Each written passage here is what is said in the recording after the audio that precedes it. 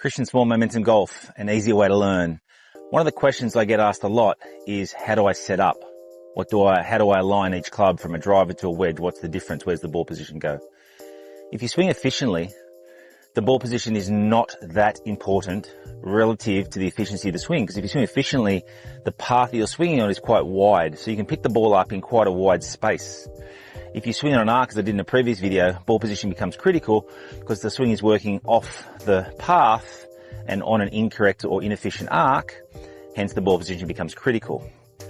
In saying that, either way, we still want to know where we want to set up relative to our longest club, our driver, and one of our shortest clubs, our pitching wedge.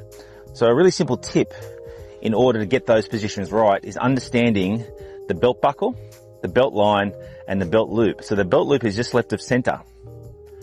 The belt buckle is generally in the center of your body, and the belt line is obviously around that midsection of your body where you bend from.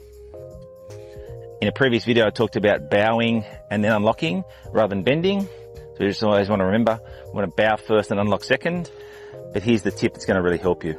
So when you get a driver, you're going to get ready, have the ball forward in the stance. If you're unsure how, both feet together and just widen your right foot. And what should happen is the club should point at your belt line, at your belt loops. So from a front view perspective, that driver shaft will look a little bit more back rather than leaning forward. Remember, we've got less loft, so we don't want to be leaning the shaft forward like this. So once you put the club behind the ball, the club should point to your belt line and not at your belt buckle and not at your left hip, but at your belt loops. That will make the shaft look a particular way to the camera and to you.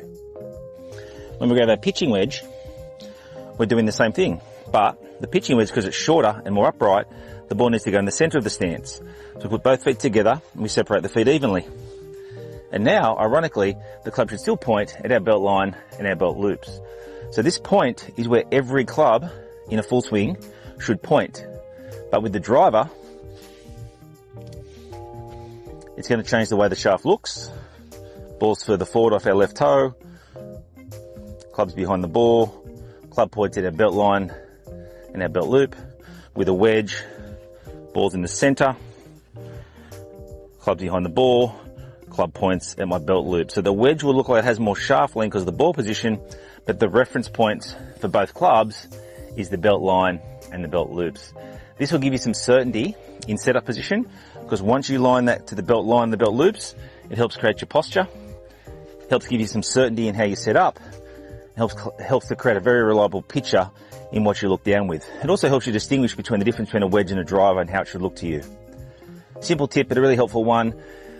Making a good swing is about being confident in your setup position. That's the way to do it. Like and subscribe to the video. Share the video with a friend if you could to spread the message. Send a comment below. Book a lesson if you'd like to know more. I'd love to help you with the golf. Look forward to seeing you next time.